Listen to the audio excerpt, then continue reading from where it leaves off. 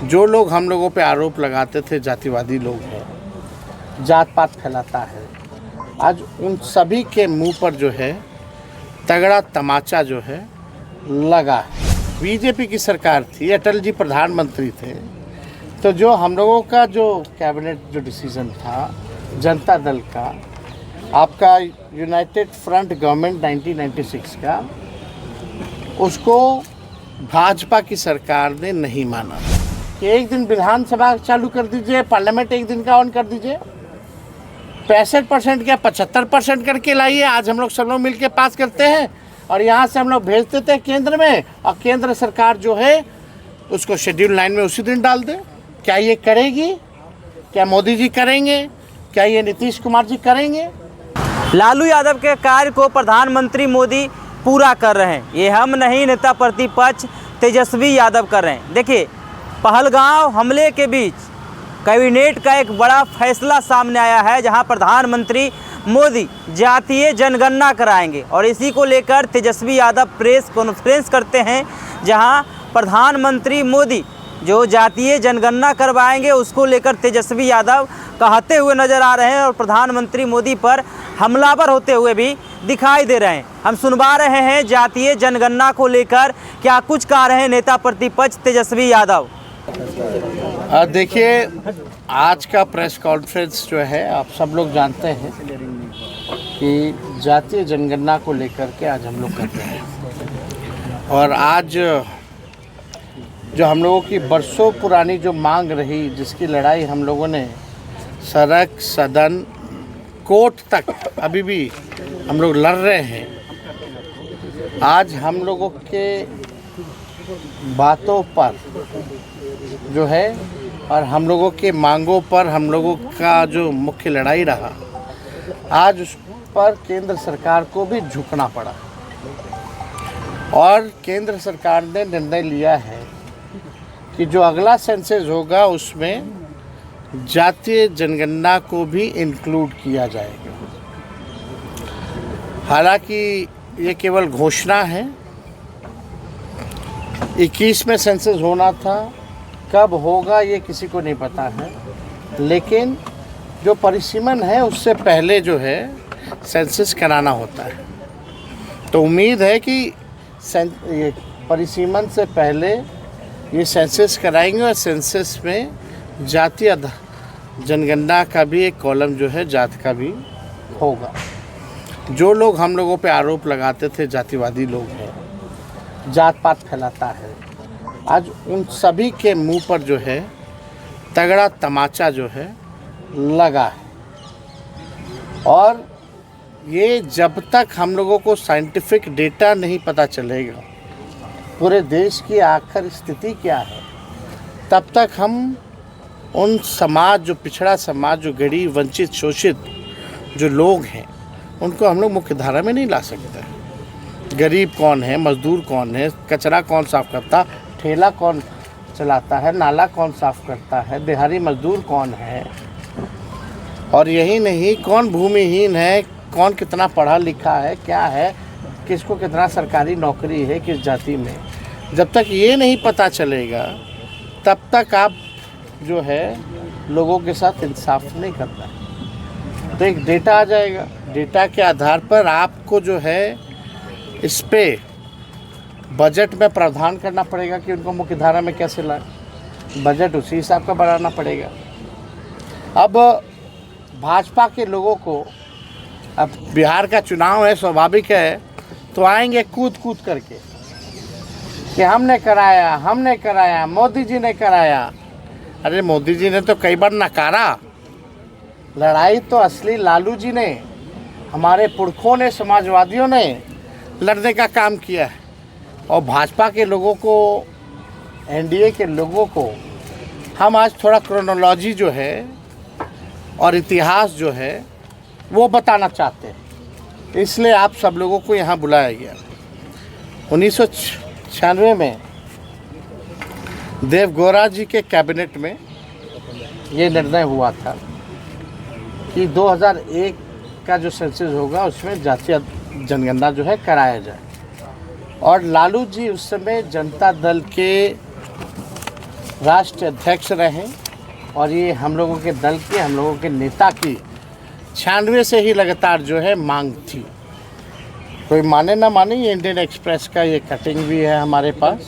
जब देवगौड़ा ने ये फैसला लिया था, इसमें लिखा the proposal for a cast based census, a move recently opposed by the Home Ministry, had been on top of the agenda of the 1996 United Front government। तो ये तो तब से ही हम लोगों की थी।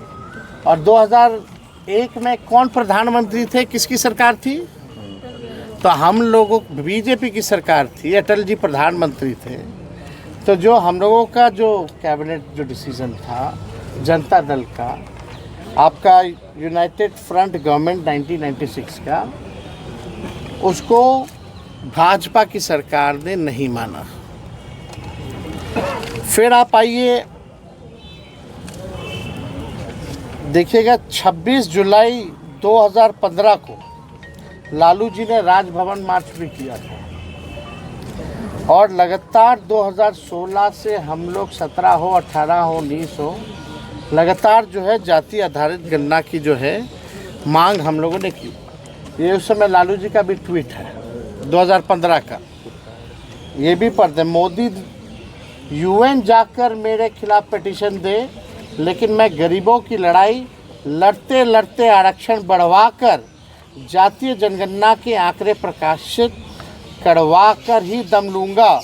ये 29 सितंबर 2015 का उनका ट्वीट है। और इससे पहले भी आप लोग सब लोग जानते हैं कि यूपीए की सरकार ने 2011 में जो है, हम लोगों ने 2010 में लगातार मांग की थी, जिसमें मुलायम सिंह जी भी थे, शरद जी भी थे। तो उस समय जो है ये हुआ था। हालांकि जब बीजेपी की सरकार आई, Arun Jaitley ji finance minister press conference करके कह दिए, जब रिलीज़ करने का मौका है तो डेटा करप्ट है। उस समय भी भाजपा के लोग नहीं चाहते थे। आप सब लोगों को पता है कि कई बार बिहार विधानसभा से हमारे ही प्रस्ताव को पारित किया गया। जब हम लोग विपक्ष में थे, जातीय जनगणना का प्रस्ताव दोनों सदनों से पास किया गया 3 बार, और हमारे सुझाव पर ही पहली बार बिहार में सर्वदलीय प्रतिनिधि मंडल 23 अगस्त को प्रधानमंत्री जी से नई दिल्ली मिला। मुख्यमंत्री जी भी थे साथ में। मेरा ही 2 प्रस्ताव था कि सब लोग चलिए प्रधानमंत्री जी से मिले। जब इन लोगों ने केंद्र पार्लियामेंट में केंद्र मंत्री ने मना कर दिया था कि जातीय जनगणना नहीं कराएंगे, तब हम लोग प्रस्ताव रखे थे, तब हम लोग सब लोग को लेकर के गए थे दिल्ली।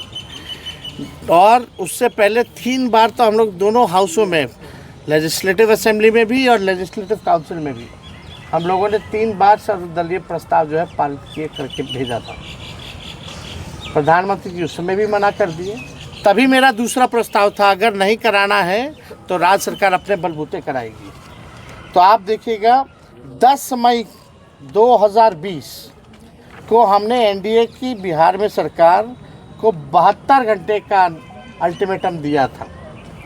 उस समय आप लोगों को याद होगा, 72 घंटे का जो है हमने अल्टीमेटम दिया था कि भाई जब केंद्र सरकार ने मना कर दिया तो राज्य सरकार क्यों देरी कर रही है। तो 24 घंटे के अंदर ही हमको जो है बुला लिया गया और हम सीएम से भी उस समय मिले थे। ये बिजनेस स्टैंडर्ड का जो है आर्टिकल है। और 11 मई 2022 का Tejashwi Yadav meets Bihar CM, Nitish says caste based census assured. इसके बाद हम लोगों ने जो है 11 मई को मुख्यमंत्री से मुलाकात की, क्योंकि 24 घंटे में ही हमको बुला लिया गया जब हम 48 घंटे का अल्टीमेटम दिए थे। तो और 1 जून 2022 को जो है सर्वदलीय बैठक बिहार में पहली बार हुई थी। तो सारा प्रयास, चाहे राज्य सरकार ने जाति आधारित गणना कराई हो, क्योंकि राज्य सरकार कॉन्स्टिट्यूशन में राज्य सरकार सेंसस नहीं करा सकती, इसलिए हम लोगों ने सर्वे कराया था। Only central government can do census, इसलिए हम लोगों ने सर्वे कराया था ताकि कोई रुकावट ना हो, कोई दिक्कत ना हो। और आप सबको पता है 2 अक्टूबर जब हम लोग उप मुख्यमंत्री थे, महागठबंधन की सरकार 17 महीने की थी, तो 2 अक्टूबर 2023 यानी गांधी जयंती पर हम लोगों ने जातीय जनगणना का जो सर्वे का जो आंकड़े थे, जो रिपोर्ट था, वो प्रकाशित किया था। ये हम लोगों की सरकार में हुआ। पहली ही बार हमारे सांसदों ने लगातार जो है केंद्र सरकार से, पार्लियामेंट में भी कई बार जो है अलग अलग मौक़ों पर जातीय जनगणना के बारे में पूछा। पहले प्रधानमंत्री जी बोलते थे 4 जाति है, सामाजिक विद्वेष फैलाना चाहते हैं ये लोग। अब प्रधानमंत्री जी बताएं कौन विद्वेष फैलाना चाहता है, कौन नहीं फैलाना चाहता। करना वही पड़ा जो हम लोग कराना चाहते थे। ये हम लोगों की ताकत है कि ये काम जो है इन लोगों को करना पड़ा है। अब विश्लेषण इसका होता रहेगा कि भाई बिहार चुनाव को देखते हुए किया जा रहा है या कुछ भी किया जा रहा है। पहली बार कर्पूरी ठाकुर जी को भारत रत्न का से नवाजा जाए, इसकी मांग भी बिहार विधानमंडल की बैठक में प्रधानमंत्री आए थे तो उनके सामने हम ही ने पहली बार रखा था और उनको देना पड़ा था। लेकिन जब हम लोगों ने आरक्षण बढ़ाया, केवल रिपोर्ट आ जाए, आप उस पर काम ना करें तो कैसे चलेगा। तो बिहार सरकार अब तक क्या कर रही है उस रिपोर्ट पर। पहली बार जब सर्वे हुआ बिहार में, उसके बाद पहला बजट आया एनडीए की सरकार में अभी कुछ दिन पहले। क्या उस सर्वे का कुछ भी डेटा के हिसाब से बजट में प्रावधान किया गया या बजट बना? नंबर 1 सवाल नीतीश जी बताएं, क्यों नहीं उपयोग किया गया? जो शेड्यूल 9 में जो हमारा आरक्षण जो 65% हम लोगों ने बढ़ाया था 17 महीने की सरकार ने, महागठबंधन ने, उस आरक्षण को शेड्यूल 9 में भाजपा के लोगों ने क्यों नहीं रखा?